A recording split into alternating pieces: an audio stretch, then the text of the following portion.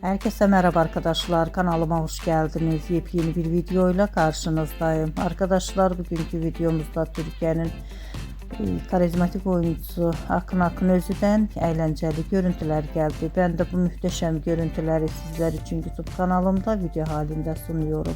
Umarım beğenirsiniz. Arkadaşlar, videomu beğendiyseniz kanalımı izlemeyi ve bildirim butonuna basmayı unutmayın.